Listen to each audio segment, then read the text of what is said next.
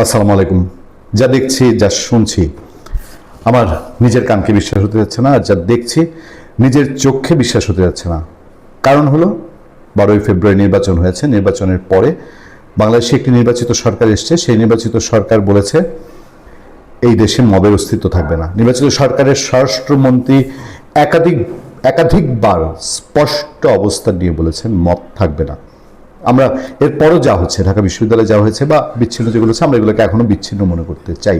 কারণ এর আগে ইউনূস সরকার, সেই ইউনূস সরকার মবকে অন্যায় বলে স্বীকারই করেনি, এবং পরে প্রমাণ হয়েছে, বের হয়ে এসছে বহু তথ্য যে সেই মবের পেছনে ইউনূসের নিজের, তার সেই কুখ্যাত প্রেস সচিব শফিকুল আলম এবং তার বেশ কয়েকজন উপদেষ্টার হাত ছিল। তার উপদেষ্টারা উস্কানি দিয়ে মব সৃষ্টি করেছে। তার উপদেষ্টারা উস্কানি দিয়ে প্ল্যান করে পরিকল্পিতভাবে প্রথম আলো, ডেইলি স্টার মব করে পুড়িয়েছে, জ্বালিয়েছে, সাংবাদিক মেরে দিতে চেয়েছিল। ফলে ওই সরকার না, এখন যে সরকার, তারা বলছে আইনের পথে চলবে, পুলিশের মতো থাকবে। যদিও বিচ্যুতি ঘটেছে, আমরা 7ই মার্চে যা দেখেছি তা স্পষ্টত বিচ্যুতি। তারপরও আমরা আশায় থাকতে চাই, নতুন সরকার আমরা সময় দিব, সময় দেওয়া উচিত, আমরা সময় দিতে চাই, এবং আমরা চাই এই সরকারের সফলতা, তারেক রহমান সফল একজন রাষ্ট্রনায়ক হোক।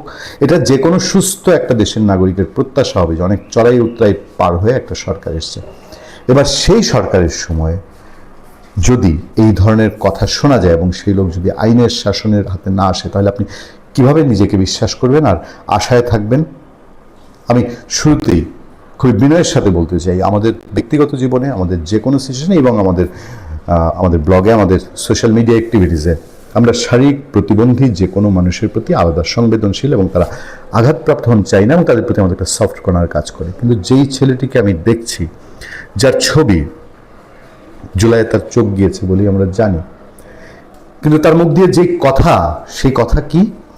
জুলাইয়ে আমি পুলিশ পিটাইছি, 32 নং ভেঙেছি, নুরুল হুদাকে জুতো মারছি, আমি জসিম স্বৈরাচারের কোলাঙ্গার পাইলে জুতা মারব, সাহস থাকলে আমাকে মব বলে গ্রেফতার করো সুশীলের বাচ্চারা।